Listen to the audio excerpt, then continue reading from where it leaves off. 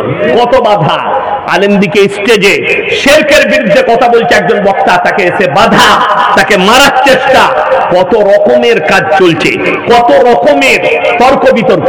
আমার একটা video viral হয়েছে, মরা বাড়ি মানুষ মারা গেলে তার খানা রান্না হলে কি পদ্ধতিতে মেহমানদারি করাবে।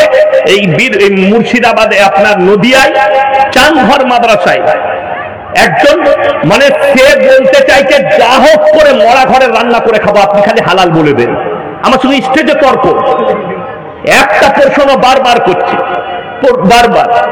আর ওইটা দেখছি কিছু লাড্ডু পীর তার চ্যানেলে ছেড়েছে, ইয়াসিন সাহেব উত্তর দিতে পারেনি।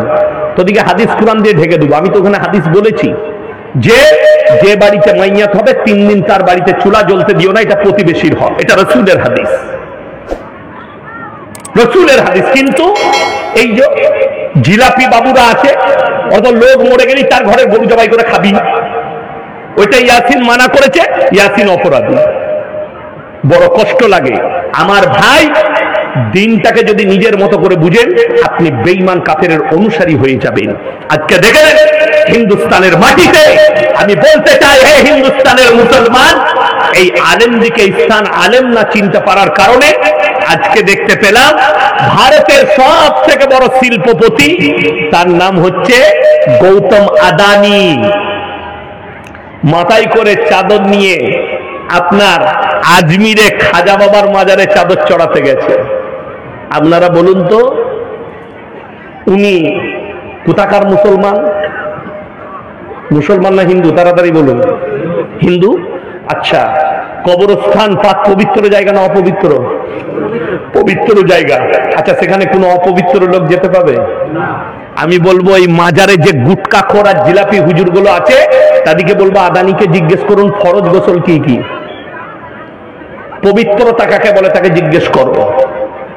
পবিত্রতা, আরে পবিত্রতা তো দূরের কথা, আমার বয়ানে আছে, শোনো রাসূল আকরাম সাল্লাল্লাহু আলাইহি সাল্লামের হাদিস, পরিষ্কার পরিচ্ছন্নতা হচ্ছে ঈমানের একটা অঙ্গ।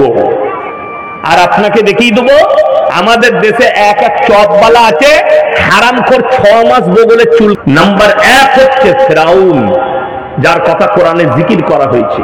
ফেরাউনের কাছে সামরিক শক্তিও ছিল, শারীরিক শক্তিটাও ছিল।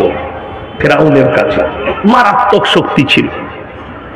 এটা আলেম উলামারা বুঝেন, যারা হাদিস কোরআনের বিশারক তারা জানে যে কতটা শক্তিশালী ছিল সে শারীরিক দিক দিয়ে। ফেরাউন মিশরের মাটিতে দাঁড়িয়ে এলান করলো তার প্রজাদিকে, আলা রাব্বুকুমুল আলা, আমি তোমাদের রব আর আমি সর্বশ্রেষ্ঠ। আল্লাহ তাআলা এই জালিম বাদশাকে, এ চেয়েছিল মুসা নবীকে মিটিয়ে দেব। আল্লাহ তাআলা এই ফেরাউন এবং তার পুরো লস্কর, তার পুরো সৈন্য সামন্ত যা ছিল সব আল্লাহ তাআলা ধ্বংস করে দিলেন শুধুমাত্র পানির দ্বারা। জোরে বলুন সুবহানাল্লাহ। ফেরাউন আল্লাহ তাকে বেইজ্জতির সঙ্গে মৃত্যু দিলে দাঁড়াতে পারল না। আর একজন বাদশার কথা এসছে, তার নাম হচ্ছে নমরুদ। ইব্রাহিম আলাইহিস সালাতু ওয়াস সালামকে আগুনে নিক্ষেপ করেছিল। ইব্রাহিম নবী আল্লাহর কাছে মদদ চাইলেন, আল্লাহ তুমি আমাকে এই জালিমের হাত থেকে হেফাজত করো। আল্লাহ তাআলা কোরআনকে হুকুম দিয়েছিলেন, কোরআনে আছে আগুনকে হুকুম দিলেন, কুল্লা ইয়া নারু কুনি বারদান ওয়া সালামান আলা ইব্রাহিম, আগুন তুমি ঠান্ডা হও, আমার ইব্রাহিমের একটা পশমকে জ্বালাতে পারবে না। আল্লাহর কসম, রিওয়ায়েতে আছে আগুন আর ইব্রাহিম নবীর একটা পশমকে জ্বালাতে পারেনি। জোরে বলুন সুবহানাল্লাহ। আল্লাহ এই নমরুদকে বেইজ্জতির সঙ্গে মৃত্যু দান করেছিলেন, বেইজ্জতি, জিল্লাতভরি মৃত্যু। বর্তমান আমরা যারা বেঁচে আছি এই যুগে যতগুলো বাদশা আছে, নেতা আছে, মন্ত্রী আছে, প্রেসিডেন্ট আছে, সব থেকে সুরক্ষায় ঘেরাটোপে থাকে পৃথিবীর 2টো প্রেসিডেন্ট। নাম্বার 1 হচ্ছে আমেরিকার প্রেসিডেন্ট, নাম্বার 2 হচ্ছে রাশিয়ার প্রেসিডেন্ট ভ্লাদিমির পুতিন। এই পুতিনের কাছে যে এরোপ্লেন আছে, ওর এরোপ্লেনটা হচ্ছে একটা বাংকার, বাংকার মানে বুঝেন আপনারা, এই শিক্ষিত ছেলেরা বুঝবে। যুদ্ধে যখন দেশে যুদ্ধ লাগে, প্রত্যেকটা দেশের মন্ত্রীদের জন্য, রাষ্ট্রপতি নেতাদের জন্য বাংকার তৈরি করা থাকে, যেখানে পরমাণু অ্যাটাক করতে পারবে না, পরমাণু বোমও কিছু কাজ আসবে না। এই ভ্লাদিমির পুতিনের এরোপ্লেনটা হচ্ছে একটা বাংকারের মতো। কোন রকমের কোন মিসাইল, কোন গুলি, কোন পরমাণু শক্তি কেউ কাজ করতে পারবে না। দ্বিতীয় নম্বর হচ্ছে আমেরিকার প্রেসিডেন্ট, সে যে গাড়িটাই চাপে, সেই গাড়িটা শুধু গাড়ি নয়, ভয়ঙ্কর এক গাড়ি, যেটা পৃথিবীতে কারোর কাছে নেই, শুধুমাত্র আমেরিকার প্রেসিডেন্টের জন্য তৈরি করা হয়েছে। মিসাইল মারলে লাগবে না, কাঁচেতে যদি 0 পয়েন্ট থেকে গুলি ছোড়া হয়, কাঁচে একটা স্কেচ পড়বে না, গুলি লাগাতো দূরের কথা, স্কেচও পড়বে না, এত দামি কাঁচ, বুলেট প্রুফ। শুধু তাই নয়, গায়ে গাড়িটায় কয়েকটা মিসাইল লেস আছে, কয়েক লাখ গুলি আছে। যে ড্রাইভার আছে, ড্রাইভার গাড়িতে বসে 6 থেকে 7 ঘন্টা যুদ্ধ করতে পারবে। গাড়ির ভেতর থেকেই বেরোবার প্রয়োজন নাই, খালি সুইচ টিপবে, চারিদিকে যারা থাকবে তাদেরকে ঝাঁঝরা করবে, গুলিতে মিসাইল ছুড়বে, গুলি ছুড়বে। তারপরও আল্লাহর কসম খেয়ে বলছি, এর থেকেও যদি কোনো দামি সুরক্ষা থাকে, সেটাও যদি কেউ নেয়, তারপরও আমার আল্লাহর কাছে দুর্বল। কোথায়? মালাকুল মউত যদি আল্লাহ পাঠায়, কোনো বুলেট প্রুফ আর কাজে করবে না। জোরে বলুন সুবহানাল্লাহ। তাইলে মানুষ কেউ সবল আছে আল্লাহর কাছে? সব দুর্বল। ইন্নাল ইনসানা খুলিকা হালুয়া, তোমরা আমার কাছে অসহায় আর দুর্বল। একটা মানুষও শক্তিশালী নয়। আল্লাহ কেমন শক্তিশালী?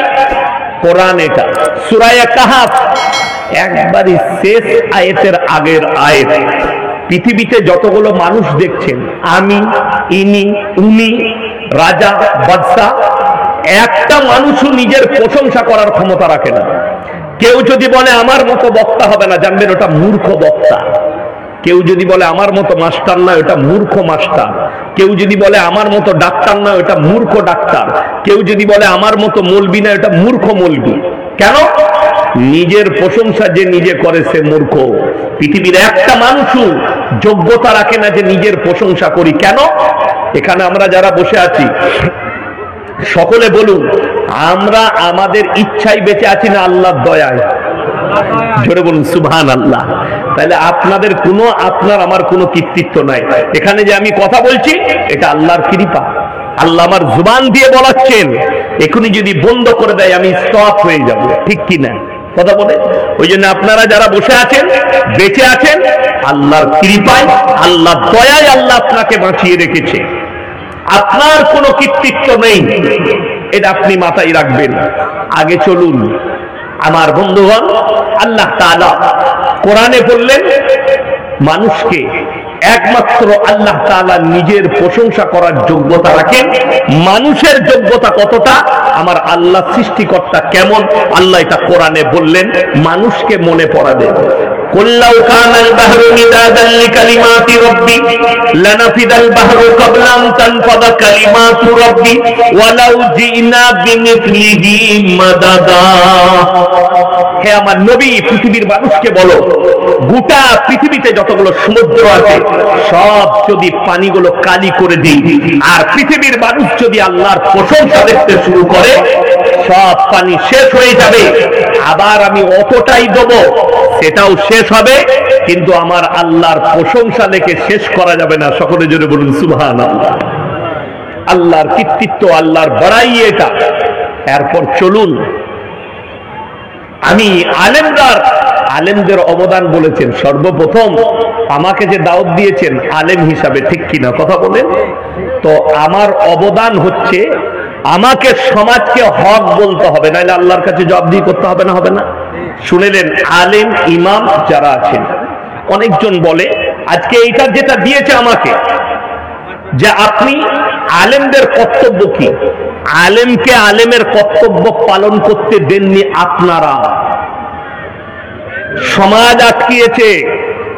আজকে আমাকে দাওয়াত দিয়েছেন, আমি চ্যালেঞ্জ ছুড়ে বললাম, আমি মসজিদে বসে কয়েকটা দাওয়াত গ্রহণ করলাম ফোনে। একটা কলকাতায়, একটা মুর্শিদাবাদের ডোমকলে। আমি বললাম 1 সপ্তাহের মধ্যে কমিটির লোকের লেখা কাগজ আমার কাছে পাঠাতে হবে যে মেলা বসবে না, মেলা যদি বসে যায় আপনি জলসা থেকেই ঘুরে চলে যাবেন, টাকা আর ফেরত দেব না। এই লিখিত কাগজ আমাকে চাই, আর কমিটির লোকের সই থাকতে হবে। একটা মাদ্রাসাওয়ালা ফোন করেছিল, মাদ্রাসাওয়ালাকে বললাম পেডেতে লিখে পাঠান, সেক্রেটারি কেসিআরের সই চাই এবং কমিটি। আপনাকে যে টাকা দেবো ওই টাকা ফেরত দেবো না যদি একটা দোকান বসে থাকে মেলা বসলে। চ্যালেঞ্জ। আমি বললাম লেখো, জলসা করবো না অসুবিধা নেই, বাড়িতে বসে থাকবো, মাদ্রাসায় পড়াবো, ব্যবসা করব, কিন্তু জলসায় যাব না যদি হারাম কাজ হই জলসায়। এইটা হচ্ছে আলেমদের অবদান, এইটা হচ্ছে ইমামের আর আলেমের অবদান। আজকে যে আমি জলসায় এসেছি, আপনাদেরকে একটা কথা জিজ্ঞেস করি, কোরআন সত্য কিতাব না মিথ্যা? কথা বলে না? সত্য। এটা আপনারা না বললেও সত্য। দেখুন এই যে কোরআন, আমি কোরআনের হাফেজ, ওটা কোরআনটা আমার সিনেতে আল্লাহ ভরে দিয়েছে। আমার বন্ধুগণ, আমার ভাই, কোরআনটা সামনে নামালেন শেখ। কেন? উনি জানেন যে দরকার পড়লে উনি খুলবেন। এই যে কোরআনটা আছে, এখানে দেখুন জলসার ইস্তেহার আছে, এই যে জলসার কাগজ, এই কাগজটা কমিটির লোক ছেপেছে, ছেপেছে না ছাপেনি? আচ্ছা, এর উপরে লিখতে পেরেছে এরা যে আমাদের লেখার মধ্যে কোনো ভুল নেই? কথা বলেন, লিখতে পারবে কোনো জলসা কমিটি? যদি বলে যে হ্যাঁ ভুল নেই, আমি এখানে কয়েকটা ভুল বার করে দেবো টাইপের মধ্যে, লেখার মধ্যে, ঠিক কিনা? কথা বলেন, পারবো। বড় বড় আলেমে দ্বীনরা, শেখ মুশায়েখরা অনেক কিতাব লিখেছেন। একজনও, আমার আব্বাজি অনেকগুলো বই লিখেছেন, কিতাব লিখেছেন, কেউ লিখতে পারেনি আমার লেখার মধ্যে ভুল নেই। কিন্তু আল্লাহর কসম, আল্লাহ কোরআনে সূরা বাকারার প্রথমেই লিখেছেন যালিকাল কিতাবুল লা রাইবা ফি, আমার এই কোরআনে বিন্দুমাত্র সন্দেহের কোনো অবকাশ নাই। জোরে বলুন সুবহানাল্লাহ। আপনি বলছেন আলেমদের কর্তব্য কি জানেন? আপনি আলেমকে কর্তব্য পালন করতে দেননি। কেন? একটা ইমাম যখন ইমামতি করতে আসে, তাকে সমাজের লোক প্রশ্ন করে আপনি কোথা থেকে ফারাগাত করেছেন, ঠিক কি না? কোন মাদ্রাসা থেকে ফারাগাত করেছেন? কিন্তু গ্রামের লোক কোনোদিন জিজ্ঞেস করলো না মসজিদের সেক্রেটারি নামাজ পড়ে না, মসজিদের কেসিয়ার নামাজ পড়ে না, আপনারা নামাজ কেন পড়েন না? ঠিক বললাম না ভুল বললাম? আপনি জিজ্ঞেস করতে পেরেছেন। আর আলেমকে বলছেন আপনাদের সমাজে অবদান কি হওয়া দরকার? যদি ইমামরাই হচ্ছে নেতা, অরিজিনাল নেতা যদি কেউ হয়, ওটাই হচ্ছে আলেমরা। কোরআনে আছে আলেমদের সম্পর্কে ইন্নামা ইয়াখশাল্লাহ মিন ইবাদিহিল উলামা। আমার নবী আর পয়গম্বরের পরে সব থেকে বেশি আমাকে রীতিমতো যারা ভয় করে তারা হচ্ছে এই আলেমরা, আলেম সম্প্রদায়। অথচ আজকে আলেমদিকে রাসূলের হাদিস শুনেলেন, সমাজ যখন মূর্খর কাছ থেকে ইলম নিবে, বাতিনের কাছ থেকে ইলম নিবে, রাসূলের হাদিস ইলমের থেকে আগে বড় বড় আলেমদিকে আল্লাহ দুনিয়া থেকে তুলে নিবে, এটা হাদিস। আজকে সমাজ ওই কাজটাই করছে। আপনাদিকে বলে যায়, এখানে কমিটির ছেলে কে কে আছেন হাত তুলেন, কমিটি কে কে আছেন হাত তুলেন তাড়াতাড়ি, কমিটির লোক কে কে আছেন হাত তুলবেন তাড়াতাড়ি, হাত তুলেন, হাত তুলেন। কমিটি কেউ নাই এখানে? দুজন। আর কে আছেন? তাড়াতাড়ি হাত তুলেন। আপনি আছেন? এই তিনজন। আর কে আছেন? হাত তুলেন। কমিটির ছেলে কে কে আছেন হাত তুলেন তাড়াতাড়ি। ইমানদারির সঙ্গে বলছি, 5 ওয়াক্ত নামাজ পড়েন তো? পড়ে না। কি বুঝতে পেরেছেন? আমি যে সে মাল নয়, আমাকে সবাই চিনে, এমনি গাল আমি খাই না। কি বুঝলেন? আমি বাস্তব কথা বলে যাচ্ছি। এই জলসাটা আজকে আমাকে দাওয়াত আর না দেন, প্রতি বছর জলসা করেন, কিন্তু আমি কসম খেয়ে বলতে পারি, যদি মনে করেন বছরে একটা করে জলসা দিচ্ছি, তবলিগি জলসা, বক্তারা আসে দোয়া দিয়ে যায়, খাওয়াই, আর জলসা করে কোরআন হাদিস শুনিয়ে দিয়ে যায়, আমরা জীবনে নামাজ পড়বো না, জলসার কোনো প্রয়োজন নাই। আমি ইয়াসিন বলে গেলাম। আর যদি নিয়ত হয় আজকে জলসা দিচ্ছি, ফজর থেকে আমাদের আর নামাজ কাজা হবে না, এই জলসা কামিয়াব, আগামীতে যত জলসা করবে কামিয়াব হবে। এইটা হচ্ছে আলেমদের অবদান। সমাজে উলামারা আমরা যদি হক না বলে যেতে পারি, কমিটি আমাকে বেশি মুরগি খাইয়েছে বলে ওরা যা করবে আমি বলবো না, এটা হতে পারে না। আজকে শুনে নেন, ওই জন্য সমাজ গোলমাল হয়েছে। আজকে সমাজে হারাম পরিবর্তন হচ্ছে না, মানুষ হারামটাকে হালাল করে রেখে দিয়েছে। ইমানদারির সঙ্গে বলুন, কোরআন সত্য কিতাব আপনারা বললেন, তাহলে কোরআনকে বিশ্বাসী যখন করেন, এই থানাটা কোন থানা? বৈষ্ণবনগর থানা। ইমানদারির সঙ্গে বলুন তো, সুদ খাওয়া হারাম না হালাল? হারাম। তাহলে এই এলাকায় একটাও সুদখোর নাই, কথা বলেন, আছে না নাই? কোরআনে স্পষ্ট আছে, ওয়াহাল্লাল্লাহুল বাইয়া ওয়া হাররামার রিবা। সুদ তোমাদের জন্য হারাম, ব্যবসাকে হালাল করেছি। যে মুসলমান জেনে শুনে সুদ খাচ্ছে, এ আল্লাহর সঙ্গে যুদ্ধ ঘোষণা করলো না? করলো না? তাহলে সে মুমিন কি করে রইল? আপনি তাকে মুমিন বলছেন, এটা যদি বলতে না পারি। মসজিদ কমিটির লোক শোনো, যতগুলো গ্রামের মসজিদ কমিটি এসছেন, আলেমদের অবদান সর্বপ্রথম কাগজে সই করো গ্রামের, গোটা গ্রামের মানুষের। যিনি ইমাম আছেন, ইমাম সাহেবকে সই করে দে গ্রামের 500 লোকে। উনি জুম্মায় খুতবায় দাঁড়িয়ে সুদের ব্যাপারে বলবে, হারাম হালালের ব্যাপারে বলবে, কেউ বাধা দিতে পারবে না।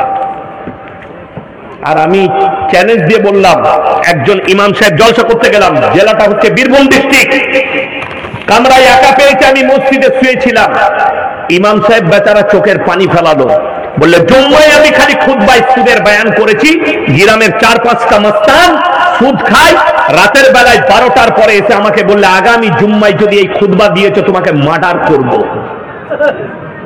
এটা আমি গল্প বলি নাই, এই রসুলের মেম্বারে বসে আছি, যেখানে কোরআন হাদিসের আলোচনা, আমার সামনে কোরআন নামার আছে, সত্য ঘটনা বললাম। কোন থানায় বলবো না কেন?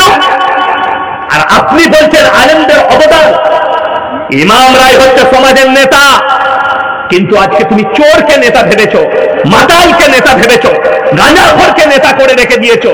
তুমি একটা গাঁজাখোরকে, একটা জিনাখোরকে নেতা বলে মানো, কিন্তু তোমার মসজিদের ইমামকে যে 5 ওয়াক্তের নামাজ পড়ে, তুমি মরে গেলে তোমার জানাজা পড়বে, তুমি তোমার বাপ মরে গেলে তার জানাজা পড়াবে, তাকে তুমি নেতা হিসেবে মানতে পারো না। তোমার কি করে পরিবর্তন আসতে পারে? কি করে কম পরিবর্তন হবে? আমার ভাই, আমাকে দাওয়াত দিবেন না, আল্লাহর কৃপা আলহামদুলিল্লাহ দেন না, কিন্তু হকটাকে শুনতে শিখুন। আলেম দিকে আল্লাহ তাআলা রাসূলের পরে আখেরি নবী জনাবে মুহাম্মদুর রাসূলুল্লাহ, সকলে বলুন সাল্লাল্লাহু আলাইহি সাল্লাম। দুনিয়াতে আর নবী আসবে না, এই নবীর ওয়ারিস হিসাবে এই আলেম দিকে সমাজের কাজ করে যেতে হবে। কিন্তু আপনারা মুখে ট্যাপ লাগিয়েছেন। আজকে আমি কেন বলছি, আমার কিন্তু চাকরি যাবার ভয় নেই। বেঈমান কাফেররা তাদের মেহনতে কামিয়াবি লাভ করেছে, আমরা জলসা করে কোরআনের দাওয়াত দিয়ে আমরা সে মেহনত করতে পারি নাই। তাদের মেহনত কামিয়াব, আমাদের মেহনত নাকাম। ভারতবর্ষে তথা ভারত উপমহাদেশে, ভারত, বাংলাদেশ, পাকিস্তানে কতগুলো মেহনত চলছে জানেন? একটা মেহনত জলসা, একটা মেহনত মাদ্রাসা, একটা মেহনত দাওয়াত ও তাবলীগের মেহনত চলছে। তারপরেও সুদ উঠেনি, তারপরেও ব্যভিচার বন্ধ হলো না, তারপরে মুসলমানের কাছে সুদ কি করে হলো? আজকে ঘরে ঘরে বেঈমান কাফেররা সুদ ঢুকিয়েছে, আপনি রুখতে পারেননি। তার নাম দিয়েছে বন্ধন লোন আর গ্রুপ লোন। স্টেজে হাদিস বলে দিলাম, ভাই নেশাগ্রস্ত জিনিস হারাম। আর আপনার মালদা জেলায়, আপনার বৈষ্ণবনগর থানায় 100টা পরিবার মধ্যে 80টা পরিবার বিড়ি বেঁধে চলছে। কথাটা ঠিক বললাম না ভুল বললাম? তোমার বউ বিড়ি বাঁধে আর তুমি তার পয়সা খাচ্ছ চায়ের দোকানে বসে, আর লোককে বলছো আমি মুমিন, আমি নামাজ তো পড়ি। আবে তোর নামাজ কবুল হবে না, তুই বইয়ের গুলাম। যে বইয়ের ইনকামে খাচ্ছে, তার থেকে বড় পাঁঠা কেউ আছে? সে তো পাঁঠা। তার বাপ পাঁঠা বিক্রি করেছে, একটা মেয়ের কাছে বেচে দিয়েছে। আরে মাঠে খাটো, সবজি বিক্রি করো, আলু বিক্রি করো, টাকাটা হালাল না হালাল নয়? হালাল। আমি বলবো না, তুমি ফতোয়া লাও তোমার এলাকার মৌলবীর কাছ থেকে, দামি মৌলবী, মাদ্রাসায় যাও, গিয়ে বলো শেখ ফতোয়া দেন, আমার বউ বিড়ি বেঁধে খায়, তার পয়সায় আমি খাই, আমি কিছু বলবো না। 90টা। গ্রুপ লোন আর বন্ধন লোন বাড়ি বাড়ি ঢুকে গেছে। ঠিক বললাম না ভুল বললাম? বাড়ি বাড়ি। আপনারা ইমানদারির সঙ্গে বলুন, আপনাদের ইমাম সাহেব কে আছে? আপনি কত বেতন? 7,000 টাকা বেতন। তাহলে ইমাম সাহেবের বউ মনে হয় গ্রুপ লোন করে তো, তাই তো? 7,000 বেতন ইমামের। ইমামের বউকে রাস্তায় বেরিয়ে গ্রুপ লোন করতে হয় না। আর তুমি টোটো চালাও তোমার গ্রাম থেকে ফারাক্কা পর্যন্ত, মাসে তোমার 20,000 রোজগার, তারপরেও বউকে রাস্তায় বার করেছো, বরকত হয়নি, যা গিয়ে গ্রুপ লোন নিয়ে আয়। তার মানে তোমাকে ভাবতে হবে আল্লাহ তোমার মালে বরকত দেয়নি। নাম্বার 1 গেল সুদ হারাম। সবাই নিয়ত করলেন কারো বিবি যদি এতে জড়িত থাকে আমরা হেফাজত করব, জোরে বলুন ইনশাআল্লাহ। আল্লাহ মায়ের দিকে হেফাজত করব। নাম্বার 2, মদ খাওয়া হারাম না হালাল? হারাম। আমি আপনাকে এই বৈষ্ণবনগর থানায় দেখিয়ে দেবো, মুসলমান হারামখোর মদও খাচ্ছে, মদ বিক্রিও করছে। ঠিক বললাম না ভুল বললাম? মদ বিক্রিও করছে, মদও খাচ্ছে। তাইলে তুমি তোমার ইমামের কথা মানলে কোথা, আলেমের কথা মানলে কোথা? মদ স্পর্শ করা হারাম। এই বোতলটাই যদি মদ থাকে এটাকে স্পর্শ করা শরীয়ত বলছে হারাম, ইসলাম বলেছে স্পর্শ করা যাবে না। নেশাগ্রস্ত জিনিস তোমাদের জন্য স্পর্শ করা হারাম।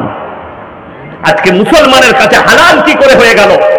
সুদ কি করে হালাল হলো? এটা বেঈমান কাফেররা করেছে, তোমাদের মাথায় ঠান্ডা মাথায় ঢুকিয়েছে।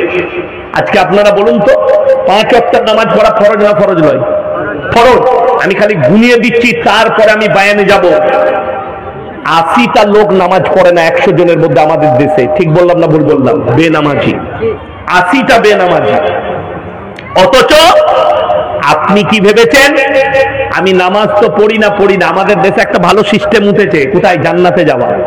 সুদ খায়, গাঁজা খায়, মদ বিক্রি করে, হারাম ব্যবসা করে, লোকের মেরে নেয়, সব করে। কিন্তু কি সিস্টেম? মসজিদে মাদ্রাসার জলসা হয় না? হয় না বাবা? মসজিদ মাদ্রাসার জলসা হয় না? আর গাদা বক্তা থাকে, প্রধান বক্তা তো আমরা থাকলে লাস্টে চাপাই আমাদিকে, যে শেষে কালে যা পারবি করবি, আমাদিকে চাপাই। তো আজকে আলহামদুলিল্লাহ আমার পরে আরো 2 জন ভালো ভালো বক্তা আছেন, একজন কাটিহারের আছে আর একজন আসামের আছে আমার পরে। আজকে আমি তবলিগি জলসা বলে, এই জলসাগুলো কি হয়? সুদ খায়, সুদ। ও দেখছে জান্নাতে যাবার এর থেকে বড় সুযোগ আর কিছু নাই। কিসে? মসজিদে জলসা চলছে, এসে হুজুরের হাতে 2000 টাকা দিলে সুর করে, আহারে বান্দারে কোথায় বসেছিল, ছিল কিনা ছিল, 2000 দিল। একবারই তাকে জান্নাতে ঢুকিয়ে ছেড়ে দিল, যা বুঝে কর যায়। কিন্তু কষ্টটা কোথায়? সুদখোর মাল। আচ্ছা, সুদখোর টাকা দিয়ে, আরে শুনে রেখে দেন, জেনে শুনে যদি কোন মাদ্রাসা কমিটি সুদ খাওয়ার সুদের টাকা নেয় আর যদি মাদ্রাসায় লাগায়, জানবেন সেই মাদ্রাসায় বরকত থাকবে না। কোন মসজিদ কমিটি জেনে শুনে যদি সুদের টাকা, হারামের টাকা মসজিদে লাগায়, কিন্তু আমাদের দেশের অবস্থা কি জানেন? আলেমদিকে আপনারা এত ছোট করেছেন, মসজিদ কমিটি হারাম করে একজনা নামাজ পড়ে না, সেক্রেটারিও নামাজ পড়ে না। ও তো হারাম হালালের বিচার জানবে কি করে? বড় কষ্ট লাগে। হারাম হালালের বিচার কি আমাদের দেশে জানেন তো? সুদ খেয়ে বড় লোক হয়েছে। একটা লোক যদি মাদ্রাসায় কিংবা মসজিদে 1000 টাকা দিয়েছে, কি করে? আলু ব্যবসা করে। হালাল টাকা, মাথার ঘাম ফেলানো পায়েতে, সেই টাকা হালাল টাকা 1000 টাকা দান করেছে, তার কোনো মূল্য নাই। কিন্তু একজন সুদখোর হারামখোর লোকের মেরে নিয়ে বড় লোক হয়েছে, সে যদি 50,000 টাকা দেয় তাকে চেয়ারটা ছেড়ে দিবে। ও বাবারে, দারুণ দানি। ঠিক বললাম না? আল্লাহ এদিকে হেফাজত করুন। শুনেলেন মুসান্নাফ ইবনে আবু শাইবার হাদিস, রাসূল আকরাম সাল্লাল্লাহু আলাইহি ওয়াসাল্লাম তিনি বর্ণনা করলেন, হে আমার সাহাবীরা শোনো, কিয়ামতের পূর্বে মসজিদগুলো নামাজিতে ভরে যাবে, যখন গোটা পৃথিবীতে ইসলাম প্রতিষ্ঠিত হয়ে যাবে। জোরে বলুন সুবহানাল্লাহ। সাহাবীরা বললেন, ইয়া রাসূলুল্লাহ, নামাজিরা কেমন হবে? নবীজি বললেন, তারা হবে সুদখোর নামাজি, হারামখোর নামাজি, হারাম খাবে আর বড় বড় অট্টালিকা বাড়ি তৈরি করবে, তাদের মধ্যে ইমানদার একজনও থাকবে না। আজকে কম্পিটিশন কিসের চলছে জানেন? সুদ খা, লোকের মেরেলে, যা হোক করে বড় লোক হ, আর গ্রামের মধ্যে সেরা বাড়িটা আমারই হবে। লোকে বলবে বাড়ি একখানা করেছে কেন বে? বলে 500 টাকা স্কয়ার ফুটের মার্বেল লাগানো আছে। আমি এক জায়গায় গেলাম জলসা করতে, হুগলি ডিস্ট্রিক্টে। তো একজন হাফেজ সাহেবের বাড়িতে আমাকে খাবার ব্যবস্থা করেছে। আমি তো এমনি বেশিরভাগ জলসায় খানা খাই না, ভয়ে। এখানেও কিচ্ছু খাই নাই, পানিটা ছাড়া। রাস্তায় যেতে যেতে ধুলিয়ানে দাঁড়িয়ে একটু চা খেয়ে বাড়ি যাব। কেন জানেন? সেই হাফেজ সাহেবের বাড়িতে গেছি, আমার ঢুকে মাথায় হাত, 550 টাকা স্কয়ার ফুটের মার্বেল লাগানো আছে তার বাড়িতে। আমি বললাম হাফেজ সাহেব কি কাজ করে? তারপরে উপরে যখন বসলাম গিয়ে, তখন একজন কানে কানে বললে এ মাল তাবিজ ব্যবসা করে। কি বুঝলেন? তো সে কেরকম? প্রত্যেক দিন 200টা লাইন পড়ে, কালা জাদু করে, কুফরি কালা, মাথায় টুপি আছে, নামাজও পড়ে। তো আমি আমার ড্রাইভারকে বললাম, আমাকে বললে হুজুর কি খাবেন? আমি কি কি রেঁধেছ? শুনেন, হারামের পয়সায় কি কি রান্না করা যায়। আপনার জন্য খাসি ভুনা করেছি, কাবাব আছে, সাম্মি কাবাব। আপনার জন্য পায়রার গোশত, কবুতরের মাংস, দেশি মুরগি, আপনি যেটা খাবেন। আমি বললাম আমার অম্বল করে গেছে, ঢেকুর উঠছে। ড্রাইভারকে বললাম পানির বোতল নিয়ে এসো। 2 ঢোক পানি খেলাম, স্টেজে গেলাম। নামার পরে আমার হাতে ধরে বললে এত কিছু আয়োজন করেছি, কিচ্ছু খাবেন না? আমি বললাম যা খেয়েছি অতি পেট ভরে গেছে, আর যা দিয়েছে ওটা সামালো। সে আর আসে নাই, সে লোক পাঠিয়েছে। কেন? আমি যা দিয়েছি তাবিজের লেগে, সে মাল আর আমাকে জীবনে দাওয়াত দিবে না। কষ্টটা কোথায় বলে দিই? এই হারাম হালালের বিচার না করার কারণে। আপনাকে আমি আমার গোপন কথা বলে যাচ্ছি, আমি যতগুলো জলসা করি 100টা জলসার মধ্যে 80টা জলসায় খানা খাই না। তার অনেকগুলো কারণ আছে, আমি কারণগুলো বলতে পারবো না। আমার আল্লাহ জানে আর আমি জানি, আমার আল্লাহ জানে আর আমি জানি। আজকে বহু গ্রামে জলসা হচ্ছে, এই ইমাম দিকার আলেম দিকে পরামর্শ না নেওয়ার কারণে, আলেমকে ইমাম না মানার কারণে এরা জুলুম করে চাঁদা দিয়ে জলসা করছে। একটা গরিবকেও জুলুম করছে অনেক গ্রামে। জলসা করবে, এই তোকে 1000 টাকা চাঁদা লাগবে, বেচারা খেটে খায়, পয়সা নাই। জোর জবরদস্তি মস্তান জলসা করবে, দিনের কাজ। কে বললো তোমাকে যে জুলুম করে চাঁদা দিয়ে জলসা করতে হবে? জায়েজ নাই শরীয়তে, জলসা করার প্রয়োজন নাই। জলসাটা ফরজ নয়, ওয়াজিব নয়, সুন্নত নয়, নফল নয়। জলসা ভালো কাজ, এর দ্বারা নেকি পাওয়া যায়। লোক কোরআন হাদিসের কথা শুনবে, এর দ্বারা মুসলমান কেউ ঈমান আনতে পারে। অমুসলিম ভাই লাভ আছে, কিন্তু মাথায় রাখবেন জুলুমবাজি করে চাঁদা তুলে জলসা করা যাবে না। আমাদের দেশে একটা অমুসলিম আর মুসলিমের পার্থক্য বলে দিই। আমাদের দেশে মাজারের ওরস করবে, গাড়ি আটকিয়ে চাঁদা তুলে করছে, ওরস করছে। তাইলে একটা অমুসলিম ভাই সে পুজোয় চাঁদা তুললে তোমার গায়ে লাগে কেন? কথাটা বুঝতে পারেননি? তুমি বলছো পুজোয় এরা চাঁদা তুলে গাড়ি আটকিয়ে পুজো দিচ্ছে, তুমি তোমারটা আগে বলো না, তোমার মুসলিমদের কথা বলো যারা এত বড় খারাপ কাজ করছে, একটা ওরস করছে লোকের কাছে চাঁদা তুলে গাড়ি আটকিয়ে। আমার বন্ধুগণ, আমার ভাই, হারামটাকে হারাম বলতেছি ভুল। আমাদের মতো আলেমরা আল্লাহর কাছে পাকড়াও হব, আল্লাহ কিয়ামতের দিনে পাকড়াও করবেন। কোরআনে আছে ইন্নাল্লাযীনা ইয়াকতুমুনা মা আনজালাল্লাহু মিনাল কিতাব ওয়া ইয়াশতারুনা বিহি সামানান কালীলা উলাইকা মা ইয়াকুলুনা ফি বুতুনিহিম ইল্লা নার। আমার ইয়াসিনের মতো 100টা মৌলবি কিয়ামতের দিনে ধরা পড়বে। আর যাদের মনে হচ্ছে এই মৌলবি দিকে, এই মৌলবিরা যখন জলসা করছে, এরা যখন এত দামি কথা বলছে, এরা যখন নামাজ পড়ে, এদের কাছে আল্লাহ জিজ্ঞাসাবাদ করবেন, এদিকে জান্নাতে দিবে। তারা কান খুলে শুনে নেন। সূরা আরাফ প্রথম পৃষ্ঠা, 8 পারা, সূরা আরাফ প্রথম পৃষ্ঠা। ফালানাসআলান্নাল্লাযীনা উরসিলা ইলাইহিম ওয়া লানাসআলান্নাল মুরসালিন। হে আমার নবী বলো, পৃথিবীতে মৌলবি মুল্লারা তো অনেক দূরের কথা, আমি কিয়ামতের দিনে নবী পয়গম্বর রাসূলকেও দাঁড় করাবো, তাদেরকেও জিজ্ঞাসাবাদ করা হবে, তাদের উম্মতকে জিজ্ঞাসাবাদ করব। হে আমার বন্ধুগণ, যদি আল্লাহ রাসূলকে পয়গম্বরকে জিজ্ঞাসাবাদ করে, আমাদের মতো ফুটো মৌলবিরা কি করে বাদ যাব? আজকে জলসা করতে এসেছি, আপনারা বলুন মেলা ইসলামে হারাম না হারাম নয়? হারাম। তাহলে জলসায় মেলা কি করে বসলো? কথাটা বুঝতে পেরেছেন না পারেননি? ইসলামে মেলা কি করে বসলো? আজকে যদি এটাই প্রতিবাদ না করি, এই তো শেখ কতবার বললো এখানে দাঁড়িয়ে থাকবে না, দেখুন এখনো দাঁড়িয়ে আছে। কথাটা বুঝতে পেরেছে? তাইলে এই আলেমটাকে আপনি কি মান্য দিলেন যে দাঁড়িয়ে থাকবেন না, আদবের সঙ্গে বসুন, কিন্তু আপনি বসতে পাচ্ছেন না, এসে সেই দাঁড়াচ্ছে। কুকুরের ন্যাজ জানেন? কুকুরের ন্যাজ বাতা বেঁধে দিলে 72 বছর পরে খুঁড়ে দিলে আবার ওইরকমই বেঁকে যাবে মালটা। তো এ শেখ যতই বলুক শেষ পর্যন্ত কিছু মাল দাঁড়াবি। আমি ড্যান্স করতে এসছি না, এখানে ড্যান্সের প্রোগ্রাম, যে দাঁড়িয়ে দেখবে। আরে কোরআন হাদিসের আলোচনা আপনারা মনে করেন কান দিয়ে শোনা যায় না? যদি কান দিয়ে বয়ান শুনেন, সে বয়ান আপনার দিলেতে টিকবে না, আপনাকে হৃদয়ের কান দিয়ে শুনতে হবে আর ব্রেন দিয়ে বুঝতে হবে, তবে আপনার কাছে বয়ান থাকবে। তা না হলে আপনি আজকে বয়ান শুনবেন, লুঙ্গিটা ঝেড়ে দিয়ে চলে যাবেন এখান থেকে, সালা তোর বয়ান এখানেই রইল, কাল থেকে যা করার তাই করবে। আপনাকে বাস্তব কথা বলে যাচ্ছি, বেঈমান কাফেররা এই সুযোগটা নিয়েছে। আপনি আলেমকে, যত বড় মসজিদ কমিটি এসছেন, কাল থেকে ইয়াসিন সাহেবের বয়ান শুনে যাচ্ছেন, নিয়ম করুন, আলেমদিকে নেতা হিসাবে তাদেরকে পরামর্শ দেন। আপনারা হকটা দাঁড়িয়ে বলুন, কার গায়ে লাগবে সে মসজিদে আসবে না। যার মনে হবে যে আমি হারাম কাজ করব, তুই আর মসজিদে আসিস না, হারাম খাগা, কিয়ামতের দিনে মুলাকাত হবে।